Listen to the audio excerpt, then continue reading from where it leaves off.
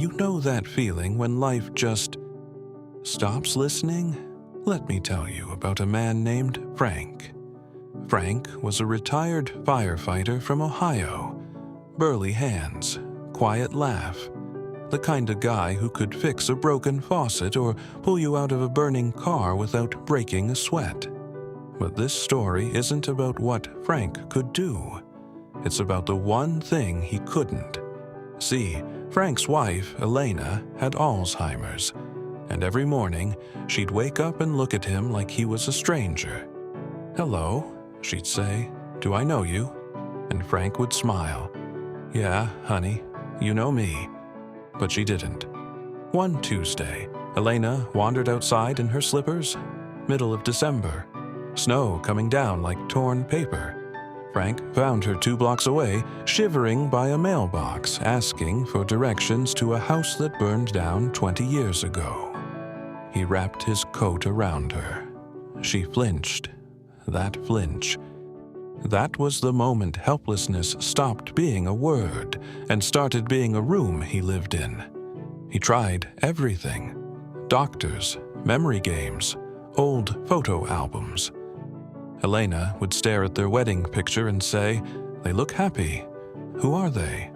Frank would go into the garage and sit on an overturned bucket. He didn't cry. Firefighters don't cry, right? But his hands would shake. Because here was a man who ran into burning buildings, and he couldn't stop his own wife from forgetting his name. That's helplessness. Not the movie kind. Not the dramatic fall-to-your-knees kind. It's the quiet kind. The 3 a.m. kind. The "I'm standing right here, but you can't see me" kind. One night, Elena had a lucid moment. Out of nowhere, she touched his face. "Frank," she whispered, "you look tired." He grabbed her hand, held it like a life raft. "I'm okay," he said. "I'm okay." And for 10 seconds, 10 beautiful, terrible seconds, she knew him. Then her eyes went cloudy again. "I'm sorry," she said. "I forgot what I was saying." Frank nodded. "That's all right, Elle. Me too." He didn't save her that night. He didn't fix anything.